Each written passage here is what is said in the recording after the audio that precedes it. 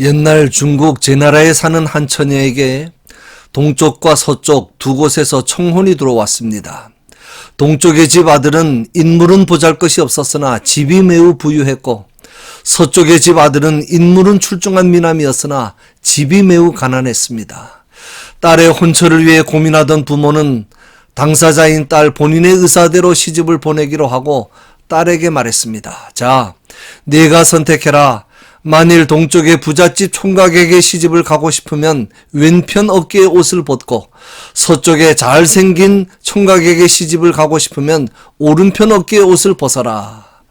그러자 잠시 고민하며 망설이던 딸은 한꺼번에 양 어깨의 옷을 모두 벗어버렸습니다. 그러면서 낮에는 동쪽의 부잣집에 가서 생활하면서 먹고, 밤에는 서쪽에 잘생긴 남자의 집에 가서 자고 싶어요 라고 말했다고 합니다.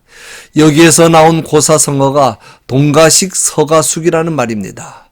수천 년 전에 기록된 천평어람이라는 책에 나오는 이야기입니다만, 옛날이나 오늘날이나 시대를 불문하고 나에게 유익하고 유리한 것은 놓치기 싫고 모두 다 가지려고 하는 사람들의 심리를 잘 보여주는 이야기입니다. 저희 아버님께서 생전에 목회하실 때나 은퇴하신 후에나 기회 있을 때마다 저에게 자주 하시던 말씀이 있습니다. 어떤 사람에게 밥 먹을래? 떡 먹을래? 술 먹을래? 그랬더니 술에다 밥 말아서 떡을 안주해서 먹겠습니다 라고 대답하더랍니다. 매사에 절대로 욕심 부리지 말라는 교훈이었습니다. 오늘날의 문제는 결국 욕심의 문제라고 생각합니다. 내가 더 많이 가지고 나 혼자 다 가지려고 하는 데서 문제가 발생하는 것입니다. 오늘 본문에서는 특히 욕심의 문제, 즉 탐욕의 위험성에 대해 교훈하십니다. 크게 세 가지 욕심을 말씀합니다. 첫째는 음식에 대한 욕심, 음식에 대한 탐욕입니다. 내가 관원과 함께 앉아 음식을 먹게 되거든 삼가 내 옆 앞에 앉아 있는 자가 누구인지 생각하라. 이 말씀은 사람이 유혹에 빠지게 되고 죄에 빠질 위험이 가장 높은 때가 언제인지를 가르쳐 주십니다. 사회적으로 높은 신분을 가진 권력자나 부자와 함께 앉아 음식을 먹을 때입니다. 왜냐하면 그때 풍성한 식탁을 대할 것이기 때문입니다. 그럴 때 그 식탁에 차려진 음식만 보지 말고 그 음식 속에 숨겨진 올무를 보아야 한다는 것입니다. 나에게 이 음식을 대접하는 의도가 무엇일까를 깊이 생각해보고 먹어도 되는 음식인지 아니면 먹었다가 망신을 당하고 화를 자초하게 만드는 음식은 아닌지 신중하게 잘 살펴서 먹든지 먹지 말든지 해야 한다는 것입니다. 좋은 음식이라고 나를 존중해서 대접해주는 음식인 줄 알고 우쭐한 마음에 생각 없이 먹었다가는 큰 낭패를 당하게 될 것이기 때문입니다. 그래서 네가 만일 음식을 탐하는 자이거든 네 목에 칼을 둘 것이니라고 말씀합니다. 여기에서 목은 목구멍을 가리킵니다. 음식 먹는 것을 좋아하는 사람일수록 목구멍으로 칼이 들어가는 것처럼 생각하고 음식 속에 숨겨진 올무에 잡히지 않도록 더 부지런히 살피며 조심하라는 것입니다. 다시 말하면 먹는데 욕심을 낸다는 것을 곧 목구멍에 칼이 들어가는 일인 양 생각하라는 것입니다. 그렇지 않으면 마치 물고기가 낚시바늘은 보지 못하고 바늘 겉에 끼워진 미끼만 보고 먹다가 잡히는 것 같은 어리석음을 행하는 일이 되는 것입니다. 그래서 이어서 3절에 그의 맛있는 음식을 탐하지 말라. 그것은 속이는 음식이니라고 말씀합니다. 무엇을 속입니까?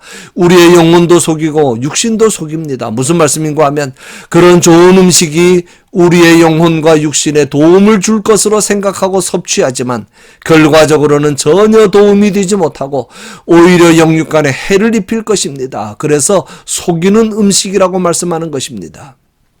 특히 악인들이 제공하는 음식을 먹으면 안 됩니다. 6절에 악한 눈이 있는 자의 음식을 먹지 말며 그의 맛있는 음식을 탐하지 말라고 말씀합니다.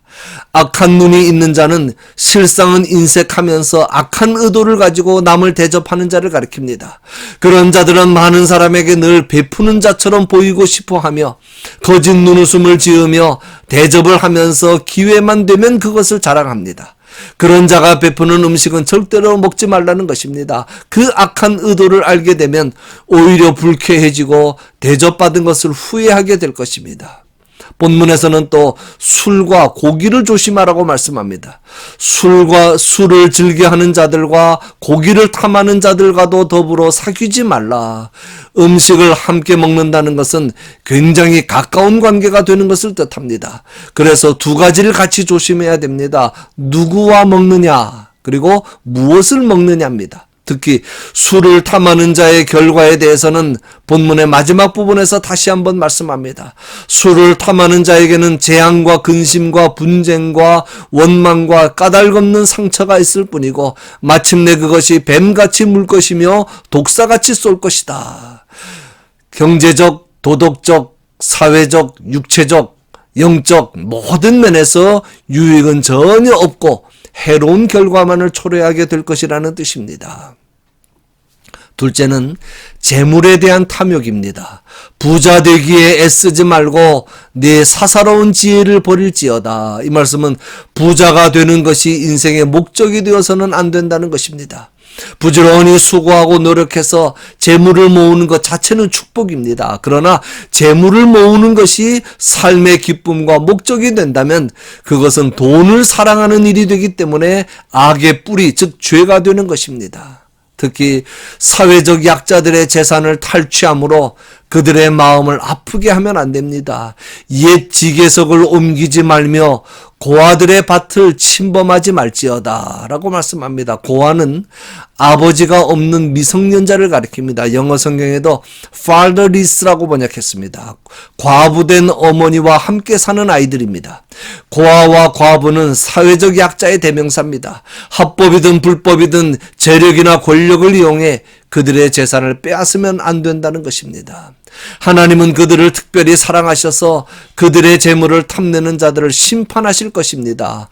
대저 그들의 구속자는, 이 대저라는 말은 왜냐하면이라는 뜻입니다. 왜냐하면 그들의 구속자는 강하시니 그가 너를 대적하여 그들의 원한을 풀어주실 것이라고 말씀합니다.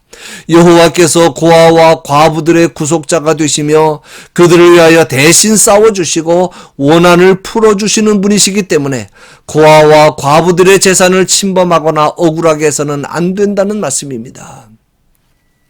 재물은 하나님께서 주권적으로 우리에게 주시는 것입니다.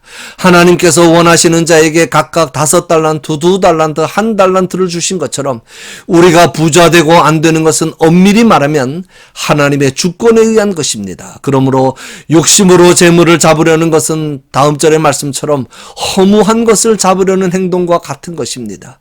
내가 어찌 허무한 것에 주목하겠느냐? 정령이 재물은 스스로 날개를 내어 하늘을 나는 독수리처럼 날아가리라. 재물은 실속이 있는 것도 아니고 만족이나 행복을 줄 수 있는 것도 아니기 때문에 허무한 것이라고 말씀합니다. 재물이라고 하는 것은 아무리 꽉 쥐려고 해도 쥐어지지 않습니다. 내가 쓰지 않고 꽉 잡고 있으니 오랫동안 내가 소유할 수 있을 것 같지만 그렇지 않습니다. 어느 날 호련히 떠나갈 것입니다. 마치 독수리처럼 날아가 버립니다. 독수리가 얼마나 빠르고 힘차게 날아갑니까? 그런 것을 억지로 잡으려는 것처럼 어리석은 일이 없습니다. 그러므로 그렇게 지속적이지 못하고 영구하지 못한 재물에 마음을 두고 욕심을 품지 말라는 것입니다.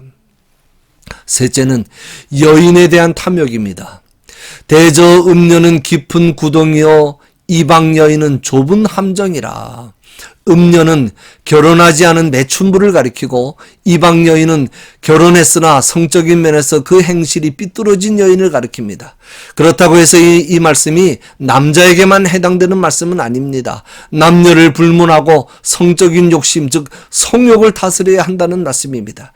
이러한 욕심에 한번 마음을 빼앗기면 깊은 구덩이와 함정에 빠진 것처럼 나 자신의 힘으로는 여간에서 빠져나올 수가 없기 때문입니다. 그런데도 그러한 구덩이와 함정에 빠짐으로 사악한 사람들이 많이 생겨났다고 말씀합니다.